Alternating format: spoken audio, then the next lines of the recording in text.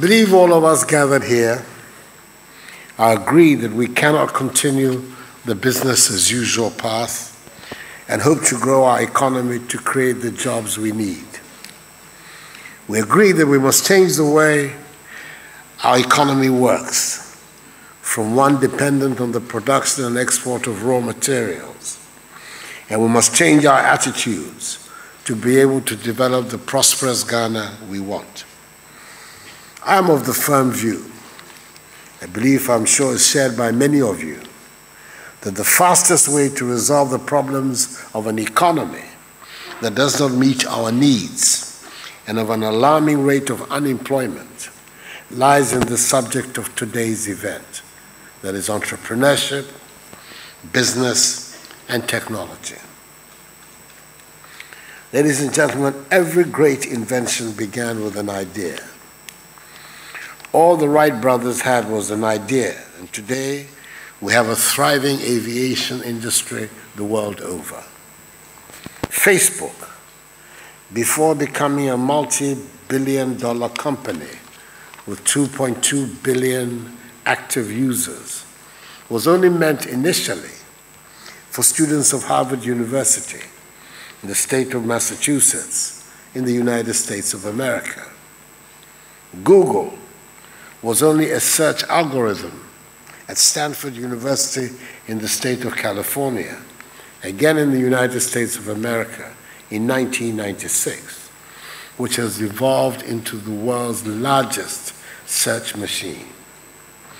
We, on the other hand, in Ghana, have not done so well incubating ideas and developing them into global giants, even though we have lots of enterprising, creative, and innovative youth seeking opportunity, as we have seen this morning. My government is determined to buck the trend. A journey of 5,000 miles, they say, begins with the first step. We are taking the first steps. We've established a Ministry of Business Development under the leadership of a highly successful entrepreneur, the visionary Minister Muhammad Awal Ibrahim, to help grow businesses in Ghana. His ministry has launched a National Entrepreneurship and Innovation Plan, NEIP, with initial startup capital of $10 million to support young entrepreneurs start up their businesses. We're now outdooring today a business ideas competition, which they have dubbed the presidential pitch. The fertile mind of the minister has other ideas up his sleeve to realize his ambition of helping unleash an entrepreneurial revolution in this country. The presidential pitch is a competition for persons between the ages of 18 and 35 years. The ideas presented must exhibit 4 characteristics.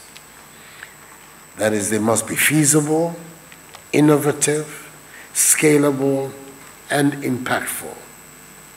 Some 2,000 applicants were received through the web portal created by the Ministry of Business Development, with agro-processing and ICT proposals leading the pack.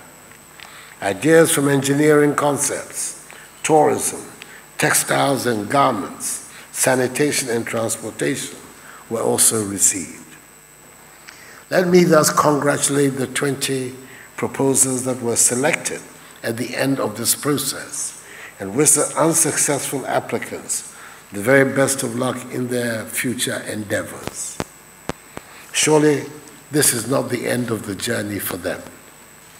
My late beloved mother, Yabuakuya, taught all her children, principally myself, her firstborn, that, and I quote, "If at first you try, you don't succeed. Try, try, and try again," unquote. Ladies and gentlemen, some of the 20 successful applicants will be given mentors and attached to various businesses, whilst others will be stationed at our incubator hubs and be given working spaces to continue honing and developing their ideas.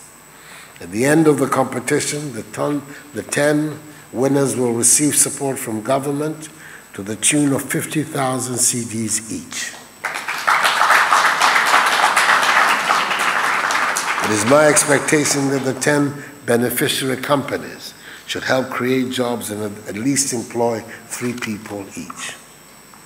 Through periodic updates from the ministry's monitoring and evaluation systems, I'm going to take personal interest in the way the beneficiary companies are run as the ministry helps nurture them into prominence.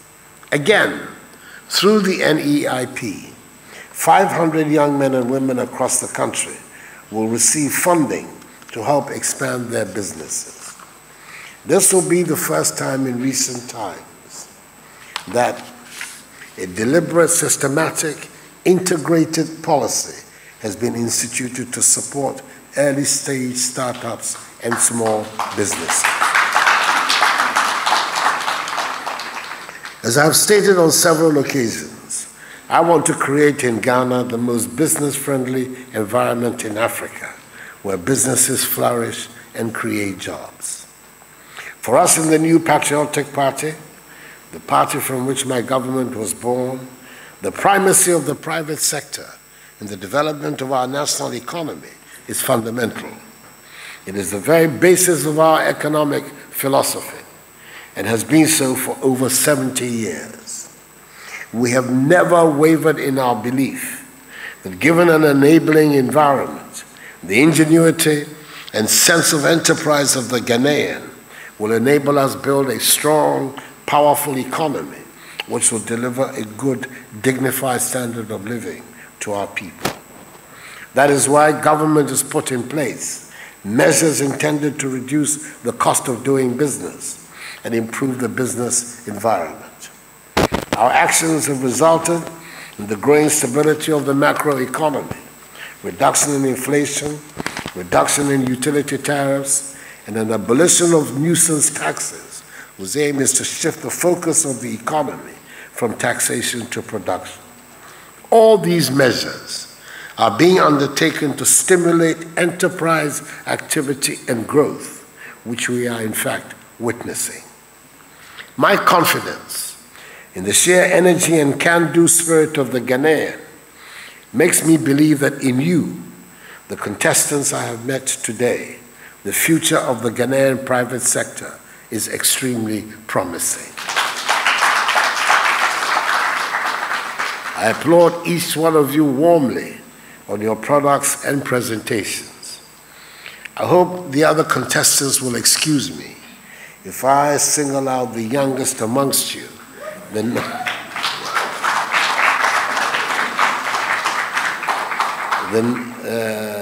19-year-old young lady from Gulu in the West Sisala district,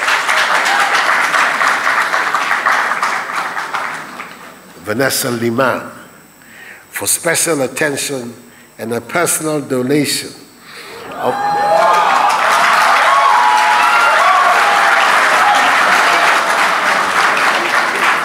of 25,000 cedis.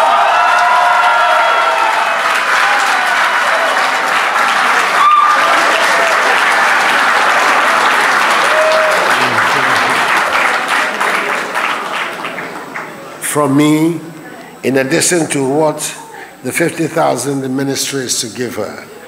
By the way, that is 1 month's salary. My take-home pay is 29,000 cedis. That's it. I believe in Ghana's manifest destiny and in the capacity of us, her people, to construct a new, prosperous Ghanaian civilization that will reflect the progressive values and culture which have defined us through the ages. May God bless us all in our homeland, Ghana, and make her great and strong.